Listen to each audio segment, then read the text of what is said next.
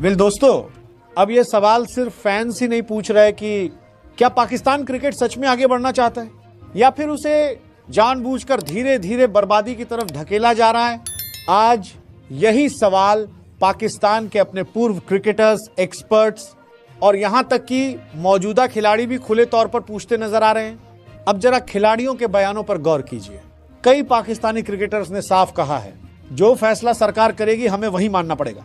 और दोस्तों, यहीं से असली परेशानी शुरू होती है, क्योंकि जिस दिन खिलाड़ी क्रिकेट की बात छोड़कर सरकारी फैसलों के भरोसे खड़े हो जाएं, समझ लीजिए उस दिन खेल सिर्फ खेल नहीं रह जाता, वो एक राजनीतिक मोहरा बन जाता है।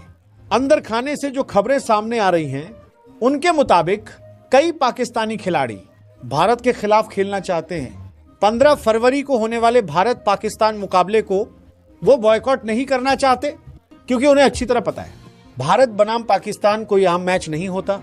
यह सिर्फ रन और विकेट की लड़ाई नहीं होती, बल्कि क्रिकेट की सबसे बड़ी राइवलरी होती है।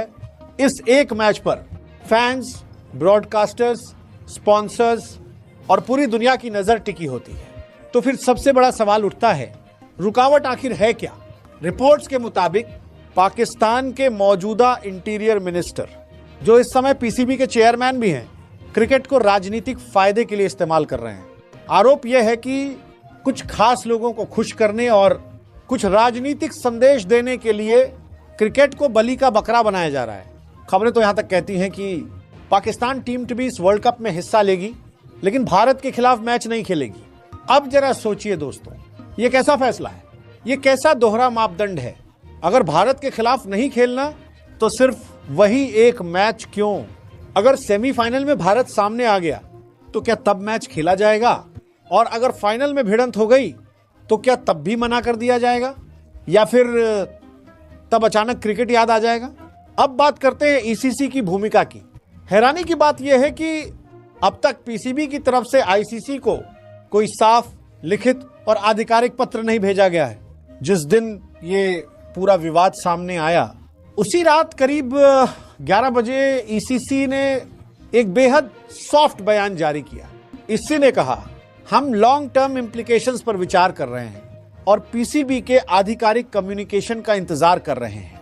लेकिन सवाल यह है, अब तक सिर्फ इंतजार ही क्यों, जब पाकिस्तान सरकार की तरफ से ऑफिशियल ट्वीट आ चुका है और उसी ट्वीट को पीसीबी रीट्वीट भी कर चुका है, तो फिर आईसीसी को और किस सबूत का इंतजार है? क्या आईसीसी को यह सीधा सवाल नहीं पूछना चाहिए, 15 तारीख को भारत के खिलाफ खेलोगे या नहीं? हाँ या ना? इतना सीधा सवाल। एक इमरजेंसी मीटिंग की भी खबर आई थी, कहा गया था कि 48 घंटे के अंदर आईसीसी बैठक करेगी, लेकिन अब उस मीटिंग पर भी जैसे पर्दा पड़ता नजर आ रहा है। ना कोई अपडेट, ना कोई आधिकारिक बयान, ना कोई क्लैरिटी। इसी बीच एक और बड़ी खबर, पाकिस्तान की टीम श्रीलंका पहुंच चुकी है और उनका पहला मुकाबला भी ज्यादा दूर नहीं है। अब अगर आखिरी वक्त पर यह कहा गया कि हम भारत के खिलाफ नहीं खेलेंगे, तो आईसीसी को मजबूरन फैसला लेना पड़ेगा। या तो यह तय किया जाए कि भारत पाकिस्तान मैच नहीं होगा और इच्छे करोड़ों का नुकसान झेले, या फिर यह साफ कहा जाए, अगर भारत के खिलाफ नहीं खेलोगे तो पूरे टूर्नामेंट में ही हिस्सा मत लो। बीच का रास्ता क्रिकेट के लिए सबसे खतरनाक होता है। और एक कड़वी सच्चाई यह भी है कि ऑस्ट्रेलिया जैसी टीमें वर्ल्ड कप में दबाव में नहीं आती, बल्कि दबाव बनाती है। ऐसे में सिर्फ राजनीति के लिए क्रिकेट को नुकसान पहुंचाना किसी भी तरह से सही नहीं ठहराया जा सकता। अब सबसे बड़ा सवाल, ईसीसी कब तक इंतजार करेगी? कब तक पीसीबी के जवाब का इंतजार चलता रहेगा? क्यों नहीं एक सीधी वीडियो कॉल, क्यों नहीं एक इमरजेंसी मीटिंग, क्यों नहीं आमने सामने बात करके इस पूरे विवाद को खत्म किया जाता? फैंस को क्यों असमंजस में रखा जा रहा है? मेरा मानना है कि कुछ राजनीतिक घटनाओं के बाद पीसीबी का रुख बदल भी सकता है, लेकिन सवाल फिर वही है, यह अनिश्चितता कब तक चलेगी? अब आपकी बारी है दोस्तों, आप क्या सोचते हैं?